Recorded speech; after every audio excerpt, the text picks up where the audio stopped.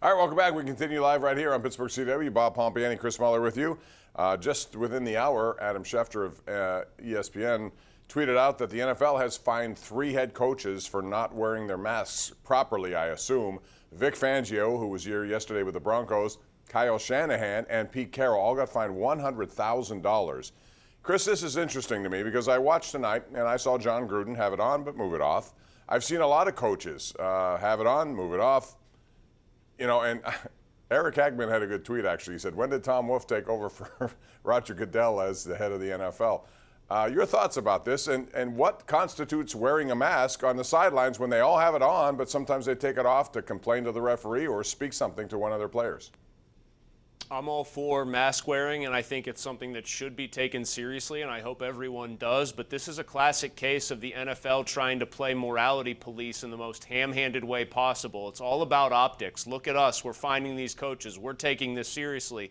Please pay no attention to the fact that we are moving mountains just to make sure these games get on TV. We want you to know that we're taking all this other stuff very, very, very seriously.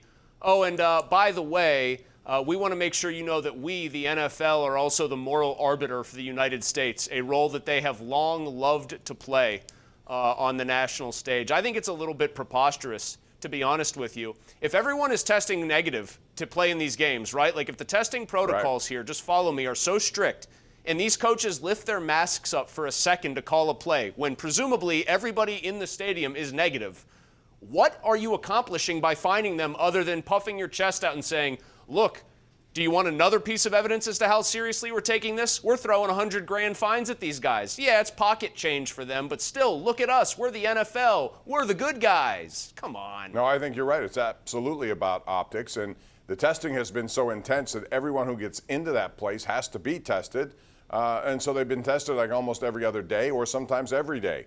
So if the results are negative, moving your mask down for a little bit is more what you said. If there's somebody sitting at home, if there's somebody who's sitting at home who's saying, I'm not wearing a mask because Kyle Shanahan moved his mask down, that person is a bozo, and we probably shouldn't be worrying about whether they're taking their cues from the NFL, right? I mean, this is, come on.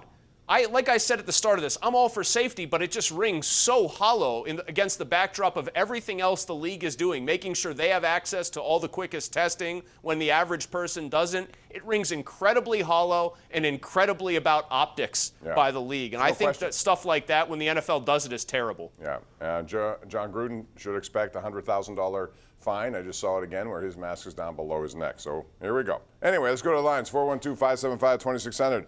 We'll begin with Tony, who joins us on line 3. Hello, Tony. How are you? Welcome to the Sports Call.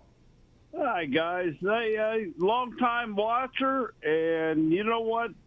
This time is fired up with over 2 games with the Steelers. I was playing golf today, and it was probably the best Monday we've had since this virus. All right, what's your point, though? Go ahead, Tony. Make your point. Steelers, are they as good as we all anticipate them to be? It's a good question because it's 2 games, and as Chris said, it's been kind of up and down, but I could say that about a lot of teams. There are 10 teams that are 2-0. There are, I think, 11 teams that are 0-2. I don't know which one's a fraud, which one's the real. I think of the 2-0 teams, the Bears would probably top my list, Chris, as being the fraudulent team. As far as the Steelers, I think they're going to be a good team, and I think the combination of Roethlisberger being healthy, and that, if that stays all season long, he's going to generate what we saw yesterday and last week, 26, 30 points, 24. They're going to win enough games by scoring enough points, so I think that's a great combination.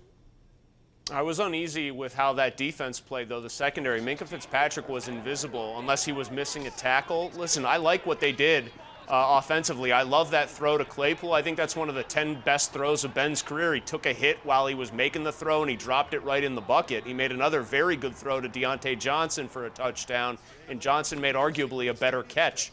But here's, I guess, my takeaway. People want to know how good this team is going to be. If so much of the narrative was, hey, Ben's going to make the offense better, it's going to be a good, maybe not a great offense, but that doesn't matter. There's a great defense here.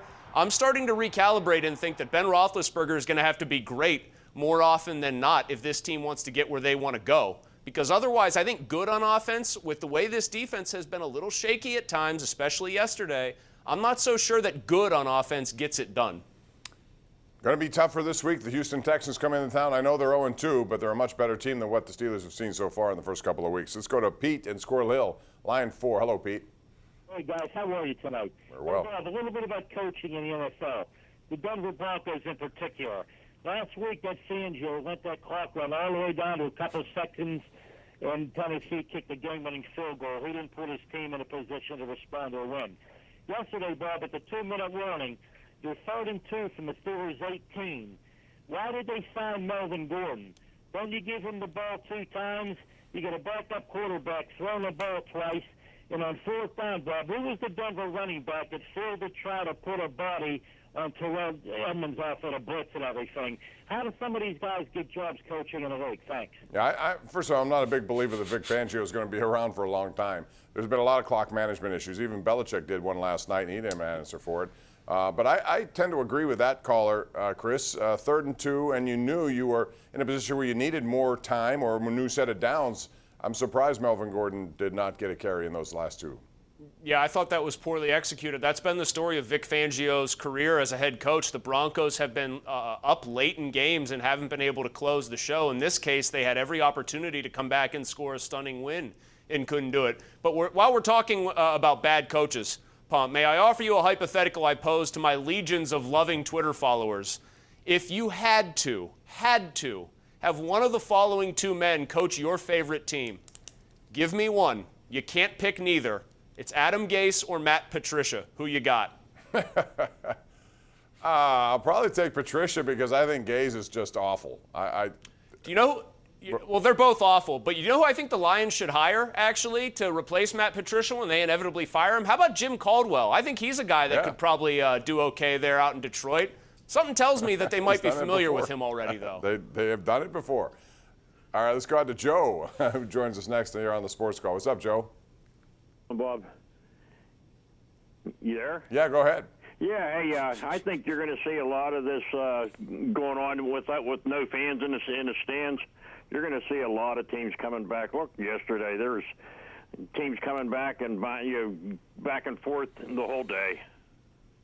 Does it? I mean, Joe, doesn't that make for better football? Like, I thought one of the best games, maybe the best game I've seen so far this year was Seattle-New England. And yes, it would have been more impressive had Newton done that with the decibel level at like 120. But watching 2 heavyweight teams just punch each other back and forth, and maybe it being a little bit easier because of a lack of crowd noise, that just made for better theater for me.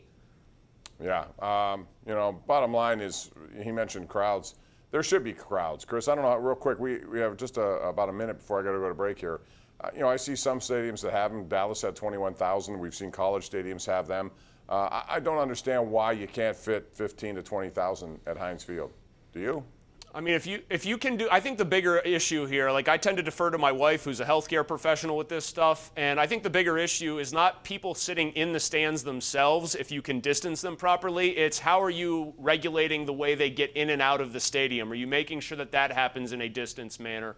If you can do that and everyone's wearing a mask and the NFL is going to fine a fan $1,000 if their mask slips over their mouth, if you can do all those things, then yeah, you can probably have at least a couple of thousand, 10,000, whatever it might be, that the percentages dictate is fair. Yeah, Dallas did it very efficiently. They had people show up at different times, different gates, escorted to the, you got to take all those precautions. If you do it, I think there is a way to do it. All right, now it's time for our Tri-State Office Finisher Tweet of the Day, and this comes to us from the Tri-State PGA. Chris, I know you're familiar with them. You've played in some of these events. They do a really good job, and this is in regards to today's Tour Championship. He's done it again, ladies and gentlemen. Devin Gee is your 2020 Dick's Sporting Goods Tour champion. He defeated Kevin Shields, a very good player, and Zach Street, and those guys played well at Meadville Country Club. When we come back, I want to talk a little bit about the U.S. Open, which happened yesterday. I know Chris was interested in it. Unfortunately, not a lot of people watch it because it happened on a NFL weekend, but this is the scheduling issues that they're going to have, and the Masters is